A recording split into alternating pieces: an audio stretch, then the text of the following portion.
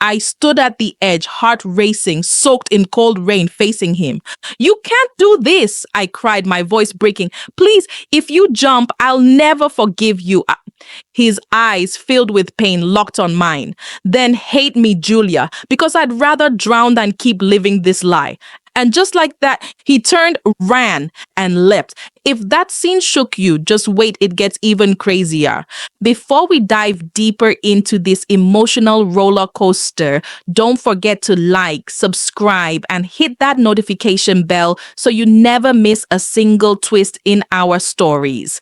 Now, let's go back to where it all began. Alakaztra Fairy Folktales.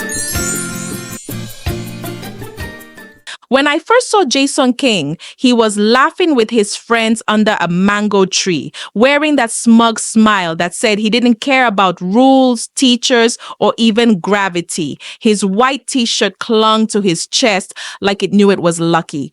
And his laugh, God, that laugh was like a song I wanted on repeat. I was new to Eastbridge, just transferred, first in my family to even attend a university, and painfully invisible until Jason noticed me. "Hey, you dropped this," he said, handing me my pen. His fingers brushed mine. Fireworks, thunder, earthquake, all of it. "Oh, thanks." He walked backwards, smiling, and winked. "You're welcome, new girl." My roommate Sasha nearly fainted when I told her, "You mean Jason King? That boy is a walking heartbreak. Don't go near him." But how do you avoid someone whose smile follows you into your dreams? Days turned to weeks. He'd find excuses to sit near me at the library, bump into me outside class, steal glances during lectures. Then one Friday evening, under the flicker of a busted street lamp, he said, "Walk me home." I did, and that's when everything began. "Don't let my looks fool you," he said, pouring Coke into chipped glass cups. "My life's a mess." "You think I don't see the sadness behind your smile?" I asked. He froze. Something in him shifted. And then so suddenly he kissed me. I should have pulled back, but I kissed him back harder. Jason and I became inseparable. By day, we were shadows in sunlight, secret smiles, hidden fingers brushing. By night, we were confessions and quiet touches under his bed sheet. But we couldn't tell anyone. Not because we didn't want to, but because he said they'll never understand. "Who?" I asked. "My family, my past." "You don't know everything." That should have been the red flag, but love is blind, especially young love. His apartment was filled with little signs I ignored. A photo frame turned upside down, letters in a locked drawer, a name scratched off a certificate. He flinched whenever his phone rang. "I'm not ready to tell you everything," he'd say. I should have walked away, but instead I gave him everything. Sasha barged into the room.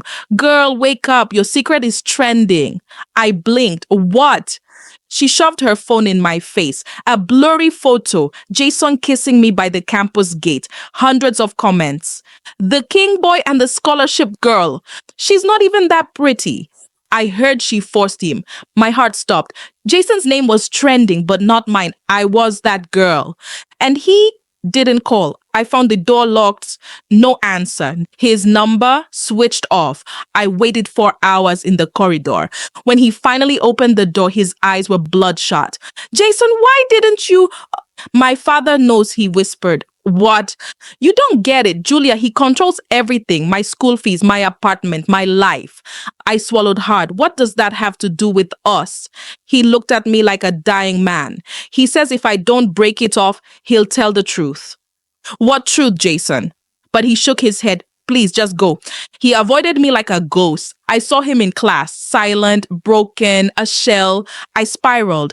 My grades slipped. I stopped eating. Sasha tried to help. I pushed her away. I started calling his number again. Blocked. My mother stared at me across the dining table. "You look pale, Julia." "I'm fine." "You've lost weight." I couldn't tell her I gave my heart to a boy who shattered it without even saying why. Instead, I went back to school early and found him waiting. He opened the door slowly. "I wasn't going to see you again," he said, "but I had to." "Why?" I whispered up. "Because I miss you." We didn't talk much that night, but I stayed. And in the morning, I found a folded letter in my backpack. Julia, I never wanted to hurt you. You deserve better. But there's something I never told you, something that changes everything. My full name is Jason King, and my mother's name is Grace King. She died when I was 5. My father raised me alone, or so I thought. 2 years ago, he confessed something awful during one of his drunken episodes. He had a child before me, a girl from another woman. He abandoned her, left her mother, never told anyone. The girl's name was Julia Grace. Julia, that's you. You're my sister, half sister, but sister still. I screamed, ripped the letter, fell to the floor. No, no, no. I called him. He didn't answer. I ran through the campus like a mad woman. All I could see was his eyes, his lips, his hands on me, my brother. I broke down the door. He wasn't there, but his keys were, and his phone and a note. I love you, Julia, but I can't live knowing what we did. I'm going to the beach where it all ends. The water swallowed him. I screamed. People came running. Someone jumped in. I ran along the shore, praying, sobbing, shaking. Jason! He didn't come back up for seconds that felt like hours. Nothing. Then a splash.